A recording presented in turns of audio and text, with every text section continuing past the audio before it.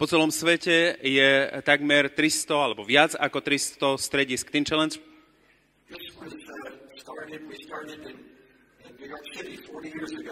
A toto stredisko sme začali pred 40 rokmi poprvýkrát v New Yorku. Toto sú centrá, ktoré sú zamerané na tých, ktorí sú závislí na drogách alebo alkohole.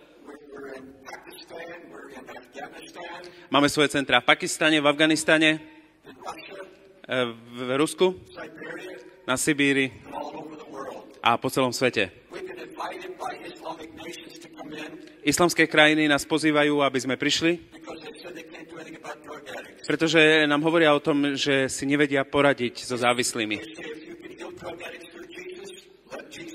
Takže dostávame posolstvo, ak viete uzdraviť závislých od drog posolstvom o Ježišovi, prídite a urobte to. A on to robí aj vo vašej krajine. Chcem vás všetkých poprosiť, aby sme povstali. A chcem, aby ste sa pridali ku mne v modlitbe, aby ich Boh zachoval, aby rástli v známosti Krista a aby sa stali užitoční pre spoločnosť. A nech Boh urobí ich životy zmysluplnými. Nebeský Otče, prosím ťa v mene Ježiša. Prosím ťa, aby si ich obkolesil tvojimi valmi ochrany. Prosím ťa, daj im plne porozumieť, kto si ty. Prosím ťa, aby dorastli v mužov Božích. Ochráň ich rodiny. Urob zázraky v ich živote.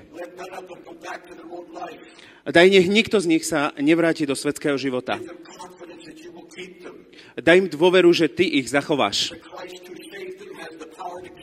Že Kristus, ktorý ich zachránil, má silu ich aj zachovať. Pane, prosím ťa, urob ich mužmi Božími. Prosím ťa, spôsob, aby priviedli mnohých ľudí ku Kristovi. Požehnaj túto službu, zabezpeč ich potreby a prosím ťa, aby mocné svedectvá v tomto národe boli prenesené. O meniacej moci Ježiša Krista. V Kristovom mene. Amen. Nech vás Pán Boh požehná. Nech vás Boh požehná. Nech je Boh s vami.